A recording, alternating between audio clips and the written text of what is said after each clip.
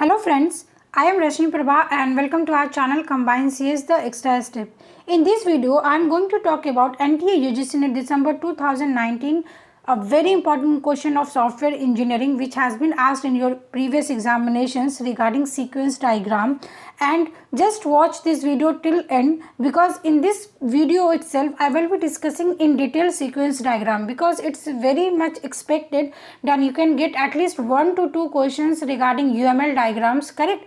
And if you have analyzed the previous year questions, then you might be came to know that every time they are asking questions for UML diagram. So let us start with our session today and just see how we are going to solve this question. Okay, so this was the question. Now before solving this question, you must know what is sequence diagram. As you can clearly see in the questions, they has been asked that this is a sequence diagram. So if you don't know what is sequence diagram, then you will not be able to solve these questions. Okay, so let us start with our sequence diagram. And before starting this session, dear friends, I just want to say कि see, this is my notes, handwritten notes. तो it might be कि यहाँ पे अच्छा से नहीं लिखा हुआ है, तो आपको अभी ये सब बातों पे ध्यान नहीं देना है, because I will tell you the source where I have taken this content and you can easily go and refer to those content. But मैंने वो सारा content को यहाँ पे cover up किया है, तो आपको दोबारा से जाके उसको study करने की ज़रूरत नहीं है. Okay, so what is sequence diagram? It is a interaction between objects in a sequential order. तो सबसे पहले आपको ये समझना चाहिए कि ईच एंड एवरी वर्ड से आप कुछ ना कुछ मीनिंग इन्फर करो. As for example sequence diagram अगर क्वेश्चन में पूछा था तो आपको दिमाग में तुरंत क्लिक होना चाहिए कि that question has been asked from what, software engineering, correct. And what is sequence diagram? कुछ ऐसे इंस्ट्रक्शंस होते हैं, बिकॉज आप सॉफ्टवेयर इंजीनियरिंग पढ़ रहे हो, इट इज़ अ सब्जेक्ट जिसमें हम सॉफ्टवेयर बनाते हैं. तो एक सॉफ्टवेयर को बनाने के लिए we are following the plans, we are following the procedures. That procedures is known at what, a sequence. Then whatever plans, whatever action you are performing in sequence, that is represented in the form of diagram, and that diagram is known as what? Sequence diagram. So I hope I have clear my point what is sequence diagram. So that's why it is written here, interaction between objects in a sequential order. Now another very important term is your object. What does you mean by object? As you all know, in object oriented programming we are studying object is an instance of class. तो इस diagram में object का क्यों use किया गया है? Because UML diagram is one of the way to represent object oriented programming principle. वो object oriented programming principle को implement कर रहा है. That's why each and every diagram which comes under the category of UML, those whole diagram is used to represent what? Objects. I hope second point is clear. Now it is known as event diagram. Why it is known as event diagram? Event means certain action. Suppose अगर मैंने यहाँ पे कुछ लिखा, then मैंने यहाँ पे mouse से क्लिक किया, it is what? It is again a event, because in object oriented programming you know आपके classes होते हैं, आपके diagram होते हैं, classes होते हैं, object होते हैं, inheritance property होता है, और कहीं ना कहीं we are also learning event, correct? So this was the 2 points. Now moving to the next point is widely used by businessmen and software developer to document and understand requirements for new and existing system. तो each and every point whatever I have emphasis, आप इस video को pause करिए और तुरंत यहाँ पे अपने एक शॉर्ट रिविजन पेज को बनाइए, करेक्ट. तो मैंने यहाँ पे 3 पॉइंट को क्लियर किया. What were the 3 point? It based on object. Object का कॉन्सेप्ट है, इट मीन्स कि यहाँ पे इवेंट डायग्राम भी आप इसको बोल सकते हो. अनदर थिंग कि यहाँ पे जो भी बिजनेस और आपके सॉफ्टवेयर कस्टमर्स हैं, डेवलपर्स हैं, वो किस तरीके के रिक्वायरमेंट को फिलफिल करेंगे. What ever new and existing system में अगर आपको सपोज समथिंग कुछ चेंज करना है तो आप इस डायग्राम का यूज़ करोगे. Okay, now we need to understand what are the different symbols जो सीक्वेंस डायग्राम में यूज़ होता है. बिकॉज लास्ट टाइम उन्होंने जो क्वेश्चन पूछा था उसमें सिंपली आपको उन्होंने एक क्वेश्चन पूछा है, अगर आपको वो ये बोलते हैं कि you need to draw a sequence diagram या करेक्ट क्या सीक्वेंस डायग्राम है, इस तरीके के अगर क्वेश्चन आगे तो आप कैसे सॉल्व करोगे. So let us see what are the symbols. First symbol is actor. तो ये एक स्टिक डायग्राम होती है, करेक्ट. अगर आप एक स्टिक को रिप्रेजेंट करोगे that is known as actor. आपको बस इतना सिंपल सा समझना है. An actor is what? It interact with the system outside the scope of a system. Multiple actors can exist in a system. It means कि आपका जो भी सीक्वेंस डायग्राम है, पहला जो सिंबल है उसको हम इस तरीके से रिप्रेजेंट करेंगे. This symbol is known as what? Actor, correct. Actor का क्या रोल करेगा? वो सिस्टम से इंटरेक्ट करेगा. एज फॉर एग्जाम्पल अगर मैं आर्टिफिशियल इंटेलिजेंस से if I will relate this concept, then you also know कि इन आर्टिफिशियल इंटेलिजेंस आपके एजेंट होते हैं, करेक्ट. तो सिमिलर जो एजेंट का कॉन्सेप्ट वहाँ पे है, वो एजेंट का concept in the form of actor आपके सॉफ्टवेयर इंजीनियरिंग में है. Now moving to the next point is see, मैंने यहाँ पे एक एग्जांपल भी बनाया कि दिस इज अ एक्टर, वो क्या कर रहा है, सपोज एक होटल में जा रहा है, वो रेस्टोरेंट में जाके कुछ ऑर्डर कर रहा है, करेक्ट। तो एक होटल आ जाएगा, तो hotel is what, hotel is entity. As you can easily, अगर आपने डीबीएमएस पढ़ा होगा तो यू मस्ट बी नोइंग कि what is entity. Entity is what, कि जो एक फिजिकल वर्ल्ड में, एक रियल वर्ल्ड में, whatever we are representing real world object, that is known as entity. तो हमने एक होटल ले लिया, करेक्ट। तो एक ह्यूमन बींग है, वो क्या कर रहा है, होटल में जाकर रिजर्वेशन कर रहा है सपोज एक टेबल के लिए। तो दीज आर द एंटिटीज जिससे वो इंटरेक्ट कर रहा है। Okay, I hope this slide is clear. Now moving to the next thing is there is lifeline. ठीक है, तो लाइफ लाइन क्या होते हैं आपके सीक्वेंस डायग्राम में। लाइफ लाइन मीन्स जिस तरीके से आप जब क्लास डायग्राम सीखते हो तो वहाँ पे इंस्टेंस होते हैं, करेक्ट, कि आप किसी क्लास का ऑब्जेक्ट क्रिएट करते हो, that is known as instance. Similarly, in sequence diagram you have lifeline. Lifeline means what, कि जो कि आपको उसमें ऑब्जेक्ट की तरीके से काम करेगा। एज फॉर एग्जाम्पल आप ऐसे देखो, इसको हम क्रिएट कैसे करते हैं, instance class colon class name, correct, and it is represented at the top of the diagram, जिसको इस तरीके से आप लिख सकते हो। सपोज एक कस्टमर मैंने एंटिटी ले लिया, इफ आई विल से कि Rashmi, the name of the customer is Rashmi, it means कि I have created one object of an entity and that entity object is known as what, रश्मि। तो यहाँ पे क्या आ जाएगा, यहाँ पे मेरा नेम आ जाएगा Rashmi, and Rashmi is what, a customer. Okay, तो this is the representation of life line, यहाँ पे मैंने उसको ही रिप्रेजेंट किया है। Now moving to the next thing is messages. तो you have so many messages like whatever information is flowing from source और destination, that is message, correct, and message can be what, it is a communication between objects, it is sequential in order because name of the diagram is sequence diagram, it is core in sequence diagram. So this is again important point. If they will ask you fill in the blanks in sequence diagram which is used to represent core, then what the answer will be, messages, correct. And messages is of two types like synchronous and asynchronous. तो synchronous क्या हो जाएगा, जो कि wait करेगा किसी के reply के लिए। एज फॉर एग्जाम्पल आप सिंक्रोनस से क्या समझते हो, सेम टाइम पे, करेक्ट। अगर मैं नॉर्मल सिंक्रोनस की बात करूँ तो सिंक्रोनस मीन्स व्हाट, कि आपने if you are sending some information to a receiver, correct, I am a sender and I am sending a message. तो सपोज अगर ये लाइव क्लासेस होता तो मैं वेट करती आपके रिप्लाई का कि whether you are getting the information correct और नॉट। बट बिकॉज कि ये कैसा मीडियम है, ये एक इन सिंक्रोनस मीडियम है, मैं वीडियो बना रही हूँ और अपलोड कर रही हूँ एंड आई एम एज्यूमिंग कि आपको वो ईजिली समझ में आएगा, तो आप देन वो कम्युनिकेशन कैसा हो जाएगा, एसिंक्रोनस। तो similarly in this sequence diagram आपके दो तरीके के मैसेजेस होते हैं, one is synchronous and asynchronous. Synchronous means कि sender will wait, correct, sender will wait जब तक कि उसको रिसीवर से फीडबैक नहीं मिलेगा वो नेक्स्ट मैसेज को सेंड नहीं करेगा। Okay, and what is asynchronous, asynchronous means it will does not wait for a reply, वो सेंडर भेजता रहेगा। तो I hope clear. See dear learners, if you are facing any problem in the concept, my request will be कि you just stop the video, फिर से सुनिए, still you have any doubt then put in the comment section. Okay, now we have another messages like create message, delete message, self message and reply messages in this diagram. We have also found message and lost message. Found message means what, this is the way we are representing different messages and these are very important symbols because they can also ask symbols because NTA का क्या standard है we also don't know, वो कुछ भी questions पूछ सकते हैं। तो आपको each and every topic के लिए whatever you are studying आप उसको डेप्थ में जाकर ज़रूर पढ़ें, correct. So this was different symbols. Now let us see question क्या था। क्वेश्चन में आपको ये डायग्राम गिवन है, करेक्ट। अब एग्जाम में क्या होता है कि आप इतना लंबा डायग्राम देखकर ही कंफ्यूज हो जाते हो, oh my God what is this diagram, ये मेरा टाइम टेकिंग क्वेश्चन है, हम नहीं सॉल्व करेंगे। तो this was very easy question. आपको उन्होंने सिर्फ एक डायग्राम दिया था and they asked you the sequence diagram in figure 1 for a weather information system takes place when an external system request the summarised data from the weather station. The increasing order of lifeline for the objects in the system is what? I hope कि अभी जो हमने पढ़ा, अब उस सारे theory को मैं इस फिगर के साथ आपको एक्सप्लेन करती हूँ, सो आप बहुत ध्यान से इस क्वेश्चन को समझे।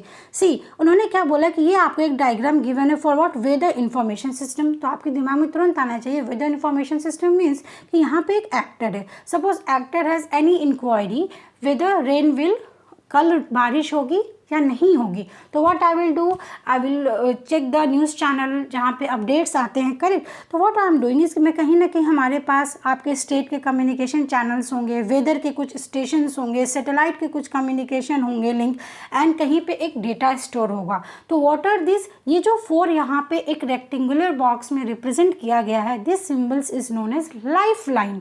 लाइफ लाइन मीन्स व्हाट, कि the actor is using these entities to understand the system, to send the message and seek a reply from those symbols, correct। so this is what, this is actor, this is what, this is lifeline जो हमने अभी previous में देखा, which is used to represent object, or we can say that are used to create an instance of what, and actor। and ये lines क्या हैं, these lines are the what, ये आपके क्या हैं, ये आपके मैसेजेस हैं, करेक्ट। सी, ये आपके डेटा फ्लो है। एज वी ऑल नो कि जो भी आपके एरो होते हैं, each and every flow chart में arrow represent flow of the information. तो सिमिलरली ये आपके फ्लो ऑफ इंफॉर्मेशन है। हर एक फ्लो ऑफ इंफॉर्मेशन के साथ you will apply certain values, like if we are communicating with state communication channel, then actor is what doing, actor is sending request, correct। again it is demanding report from weather, again it is seeking information, get summary, and after this data what he is doing, ये आपको summarise data return कर रहा है। Okay, so this is the flow chart. I hope flow chart हमने एक normal जो भी flow chart का सिनेरियो होता है हमने उसके यहाँ पे समझ लिया ना। क्वेश्चन में इन्होंने क्या पूछा है आपको कि what is the increasing order of life line. अब लाइफ लाइन क्या था, मैंने आपको अभी बताया था कि life line is what, it is an internal to the sequence diagram which is represented in the form of instance name and the class name। तो let us see, यहाँ पे मैंने आपको क्या बताया कि these 4 symbols are used to represent what, lifeline। तो question में उन्होंने बहुत ही ध्यान से आप पढ़ो, इंक्रीजिंग ऑर्डर। तो आप देखो दिस इज व्हाट, ये स्मॉल डायग्राम है, ये बड़ा है इससे, ये इससे बिग है, एंड ये इससे बिग है। इट मीन्स व्हाट कि पहले आपका कौन सा इंक्रीजिंग ऑर्डर में सीक्वेंस आएगा, weather data, next will be communication link, another will be weather station and state communication. Hence आपका आंसर क्या हो जाएगा, option 3। Okay dear friends, I hope अब मैंने इस क्वेश्चन को बहुत अच्छे तरीके से एक्सप्लेन करने की कोशिश की है। What you need to understand is what is sequence diagram। तो let us see, मैंने sequence diagram आपको बताया in detail। I have just explained you what are the symbols used in sequence diagram, and I have just explained all the symbols with the help of the previous year question, so that कि अगर उन्होंने next time पे कोई question पूछा तो आप उसको easily solve कर सकते हो। So अब the next important part is जो मैंने starting में बोला था कि now we will understand और practice some multiple choice question, so that हमने जो अभी पढ़ा है, हमारे पास अभी इतना टाइम नहीं है कि आप फिर से जाके इसको फिर से कहीं से गूगल करोगे। Let me tell you friends, मैंने इस पर 3 घंटा अपना वेस्ट किया है। What you need to do is कि आप इस वीडियो को 2 बार देखिए, अपना एक शॉर्ट पेज रिविजन पेज बनाइए और सारे पॉइंट्स को अभी लिख डालिए। So let us start with our multiple choice question. First question is what is the acronym of UML। At the end of the video, just put in the comment section, I am putting here 10 questions. Out of 10 questions, आपके कितने questions सही हो रहे हैं, okay? It is unified modeling language। अब this is very easy question because आप शुरू से पढ़ते आ रहे हो unified modeling language, but in paper 1 also they can ask you in ICT what is UML। तो let us see what is UML। It is a graphical language that is standard to the software industry for specifying, visualizing, constructing and documenting the artifacts of the software system as well as business modeling। It means what, for a newly enterprises, for your demanding, for your agile software, you are using UML based diagram, correct। now what are the broad categories of UML diagram। my aim is कि अब sequence diagram से उन्होंने they have asked in December 2019। तो what your job should be कि you need to learn all the UML diagram, so that कि देखो last time उन्होंने 3 question पूछा था, तो this is very high weightage, correct. तो you need to understand each and every diagram. So let us see and see what is the answer is। there are 2 broad categories of UML diagrams, that is structure and behavior diagram। तो मैंने आपका काम और आसान कर दिया है, आपको ये टेबल को लर्न करना है because in ISRO because in previous year December 2018 and December 2017 also उन्होंने इस डायग्राम से पूरा क्वेश्चन उठाया है। क्वेश्चन को कैसे फ्रेम किया है वो भी मैं आपको बताती हूँ। What they will do is they will ask you which is not the part of behaviour UML diagram. उसमें क्वेश्चन में क्या दे देंगे, activity sequence use case and one is object diagram. तो आप क्या बताओगे, object diagram. I hope question आपको clear हुआ। क्वेश्चन इज व्हाट कि आपको इस डायग्राम को लर्न करना है, ठीक है, क्योंकि वो क्वेश्चन पूछेंगे which is not the part of, which is the part of. तो अगर आपको ये डायग्राम लर्न नहीं होगा then how you are going to tell the answer, correct. Second question इस डायग्राम से ये बनता है, अब आप इसको लर्न कैसे करोगे। तो चलो मैं भी आपका ये भी रास्ता आसान करती हूँ, how you are going to learn this. Learn करने का सबसे बेस्ट मेथड है आप कीवर्ड को पकड़ो। What is structure, structure is the word जो हम सी प्रोग्रामिंग में पढ़ के आ रहे हैं।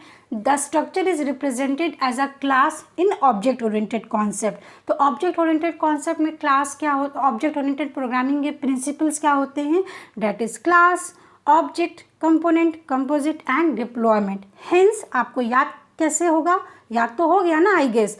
कैसे याद हो गया कि स्ट्रक्चर को हमने रिलेट कर लिया। Okay, structure means C programming में हमने स्ट्रक्चर पढ़ा था, तो ऑब्जेक्ट ओरिएंटेड प्रोग्रामिंग में सेम स्ट्रक्चर को हम क्या बोलते हैं, क्लास बोलते हैं, करेक्ट। इट मीन्स अगर आपसे क्वेश्चन में ये पूछेगा कि स्ट्रक्चर यूएमएल डायग्राम के कौन कौन से टाइप्स होते हैं, क्लास, ऑब्जेक्ट, पैकेज का कॉन्सेप्ट आपके जावा प्रोग्रामिंग में होता है, कंपोनेंट का आपका ऑब्जेक्ट ओरिएंटेड प्रोग्रामिंग में कॉन्सेप्ट होता है, composite structure and deployment diagram. तो आई होप आप एक कीवर्ड याद करिए, Java programming language, and you can easily learn what are the types of structural UML diagram. तो अब इसको याद करने की तो ज़रूरत ही नहीं है, बिकॉज अगर इसका एक भी नहीं होगा तो it means that is the part of what, behaviour UML diagram. But एक बार आप समझ लो कि जो हमने अभी सीक्वेंस डायग्राम पढ़ा था that comes under behaviour.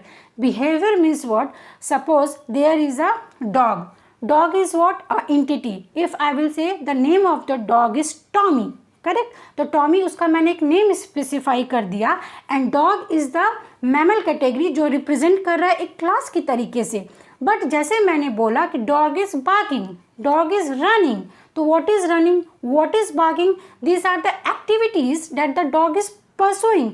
Hence वो क्या रिप्रेजेंट कर रहा है, वो बिहेवियर रिप्रेजेंट कर रहा है। So we can say whatever activity we are performing, whatever sequence we are following, whatever state we have. Suppose dog सो रहा है, डॉग दौड़ रहा है, डॉग खा रहा है, तो स्टेट, उसका यूज केस, उसका कम्युनिकेशन, उसका इंटरेक्शन, उसका timing, this all things will come under what, behaviour. Okay, so I hope ये स्लाइड आपको बहुत अच्छे से क्लियर हो गया होगा। तो आप मुझे कमेंट सेक्शन में ज़रूर बताएं कि आपको ये याद हुआ या नहीं हुआ। Now let us see question number third. Question number third is a dash diagram is the most commonly used interaction diagram. तो पहले बताइए, अभी मैंने बताया इंटरेक्शन किसका पार्ट है, बिहेवियर का, ठीक है।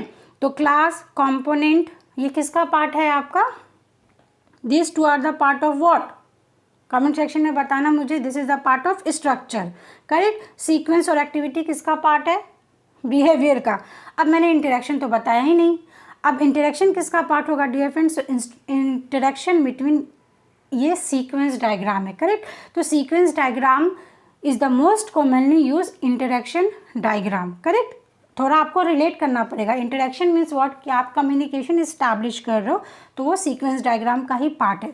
Now let us see what ever symbols हमने अभी देखा था, मैंने उस पर भी आपको मल्टीपल चॉइस क्वेश्चंस बताया है, सो दैट कि आप उस सिम्बल्स को याद कर सको। तो what is role actor and what is the role of actors, inside या आउटसाइड, तो answer will be outside. You can easily interpret like agent, agent क्या होता है, कस्टमर क्या होता है, यूजर क्या होता है, these are the entities which exist in external environment and whatever they are inferring information from the environment. तो इसलिए हम उसको क्या बोलेंगे कि इनका जो रोल है वो रोल कहाँ पे स्पेसिफाई होता है, तो आउटसाइड, बियॉन्ड द बाउंड्री, मतलब वो इन्वायरमेंट में रहकर इन्वायरमेंट में एक्ट कर रहे हैं, इन्वायरमेंट से कोई भी इंफॉर्मेशन रिट्रीव कर रहे हैं।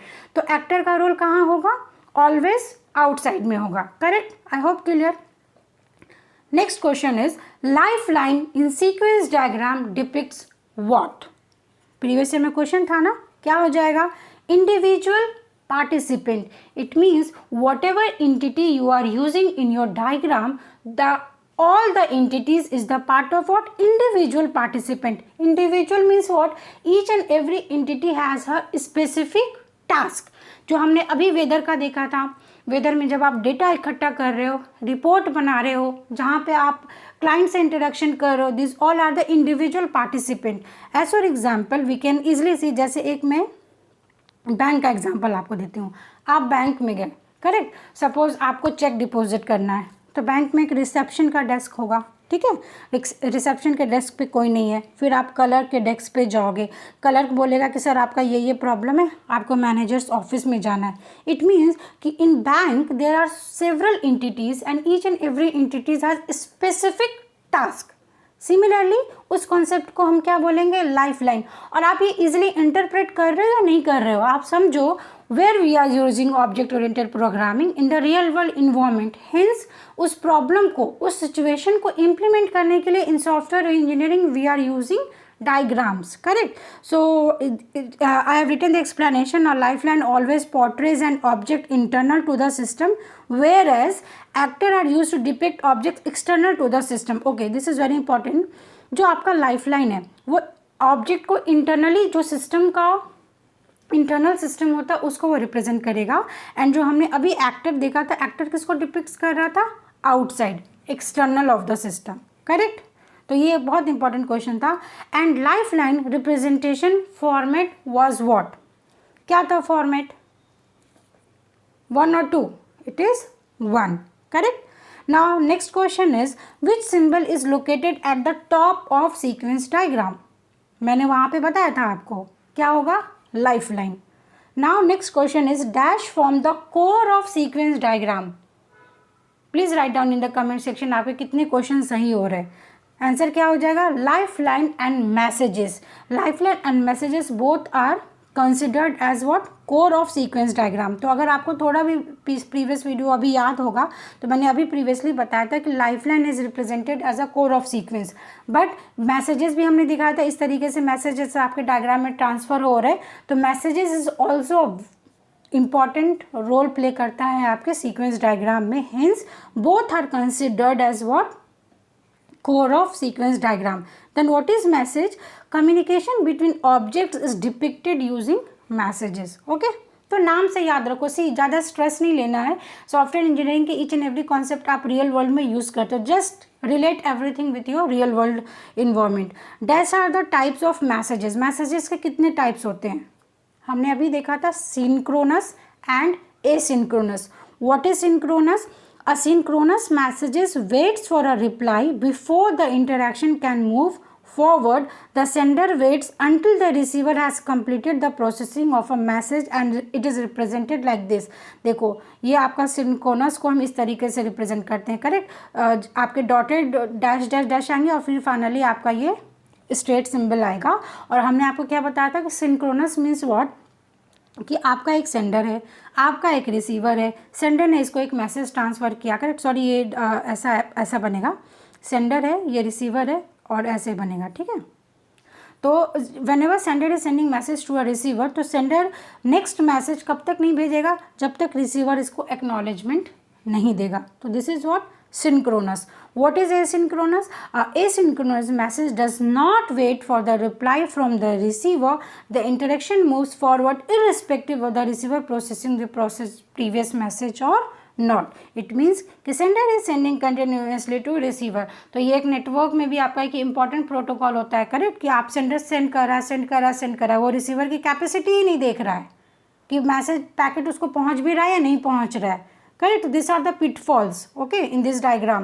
Now last question is there are dash properties of a message. तो messages के कई सारे properties होते हैं.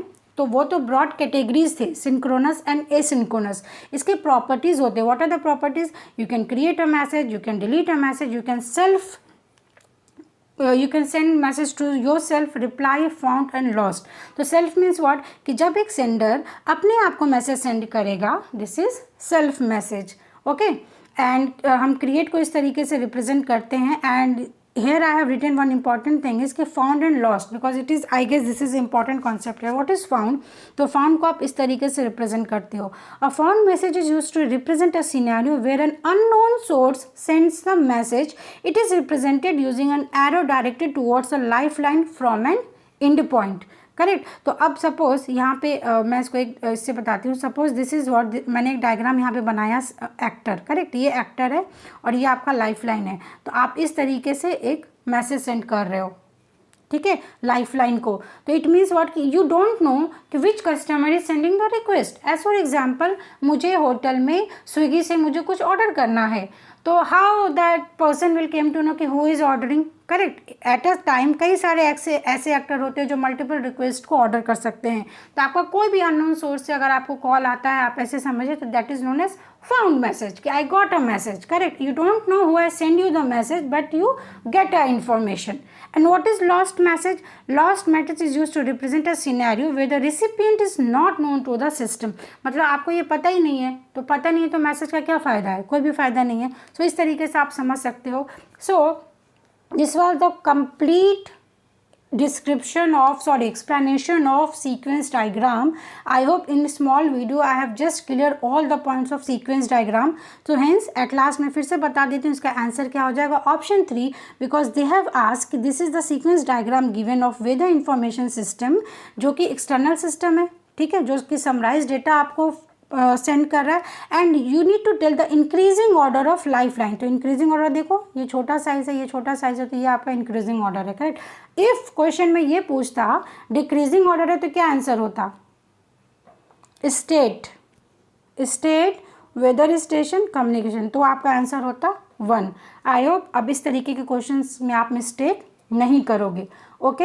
And let us see one of the another question जो आपके दिसंबर 2019 में आया था. एक क्वेश्चन इस तरीके का आया था. In a system for restaurant the main scenario for placing order is given below. ठीक है, ये एक रेस्टोरेंट है जिसमें आप ऑर्डर प्लेस कर रहे हो. This are the things you are doing. This are basically the actions और events that you are performing. अब आप सोचो, कस्टमर ने मेन्यू रीड किया. आप ये समझिए कि customer reads menu, he places order, his order is send to the kitchen, order items are सब. मतलब आप रेस्टोरेंट में जो जो टास्क परफॉर्म करते हैं उन्होंने यहाँ पे आपको एक सिनेरियो दे दिया.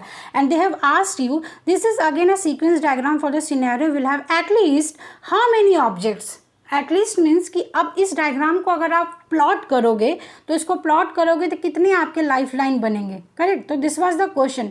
तो अभी मैंने आपको एक्सप्लेन कर दिया व्हाट इज लाइफ लाइन. तो आप कमेंट सेक्शन में इसका आंसर आप ड्रॉ करिए और मुझे पुट डाउन करिए, so that I will also came to know कि whether whatever video I have created you are able to comprehend और अंडरस्टैंड.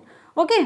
सो इसका आंसर क्या हो जाएगा मुझे कमेंट सेक्शन में. Each and every learner, see I am putting so much efforts in making this video at the end moment on the request of learners itself. तो I just want कि अगर अब question कोई आए तो आप मुझे ये मत बोलना कि मैम मैं तो ये पढ़ के ही नहीं गया था. ओके. सो इस क्वेश्चन का आंसर आप जरूर कमेंट सेक्शन में देना, पर मैं आपको इसका आंसर बता देती हूँ. इसका आंसर होगा 5. बट यू मस्ट सी कि किस तरीके से इसका आंसर 5 आएगा. एंड एट लास्ट मैंने फिर से ये डायग्राम को यहाँ पे बता दिया सो दैट आप क्विकली रन कर सको. What was the trick? Trick was Java. Correct. तो अगर क्वेश्चन में ये पूछेगा कि विच is the part of structure, which is the part of behaviour UML diagram, तो आप इजिली याद कर सकते हो. Java is a object oriented programming. It represent a structure. Structure means class, object, package, component, composite structure and deployment model. Hence these all diagrams will comes under the part of structure. और ये देखिए behaviour में अभी जो sequence diagram हमने पढ़ा है, basically यहाँ पे जो इंटरेक्शन ओवरव्यू है, इस इंटरेक्शन ओवरव्यू का पार्ट है सीक्वेंस डायग्राम, एंड इस इंटरेक्शन ओवरव्यू का पार्ट है टाइमिंग डायग्राम. करेक्ट. तो है सारा बिहेवियर यूएमएल डायग्राम, बट इन्होंने यहाँ पे एक थर्ड कैटेगरी बना दिया जिसके अंदर आपका सीक्वेंस और टाइमिंग डायग्राम आता है. सो this was the video. If you have any problem just watch this video again, and still if you have any doubt then put in the comment section and you just give me the answer of the last question and name the objects. Correct. Answer तो मैंने slide में दिया है कि answer is 5, but what are the 5 objects? So I will just request everyone to put that in the comment section, and thanks for watching. and आपका जो भी preparation है बहुत मन लगा के, बहुत काम हो के, बहुत अच्छे से पढ़िए, बिकॉज आपको बफर मिला है 15 डेज़ का। तो जितनी भी मेहनत है बस इस 15 डेज़ में आपको करना ही करना है। बस you have to crack the NTA UGC net. और मेरा तो ये कहना है आप सारे लर्नर्स को, डियर फ्रेंड्स, कि if you are targeting NTA net तो आपको समझो एक भगवान का इशारा है आपके पास कि आपको नेट नहीं क्रैक करना है। इस टाइम आपको अपनी टारगेट को लेके जाना है GRF की तरफ, ठीक है। तो अगर आपको कोई भी प्रॉब्लम फील हो रहा है, अगर आप लो फील कर रहे हो या आपको मोटिवेशन की ज़रूरत है, देन आप मुझे ऐसा कमेंट सेक्शन में लिखे, मैं ज़रूर वीडियो बनाऊंगी। And if you are interested then you can also join the combined CS discussion group, जो कि हमारा टेलीग्राम ग्रुप है, और आप वहाँ पे आके मेरे से डिस्कशन कर सकते हो। So thanks for watching. ज़रूर पढ़ें, आज इस कॉन्सेप्ट को कंप्लीट करें, and just right your feedback in the comment section. All the best, happy learning.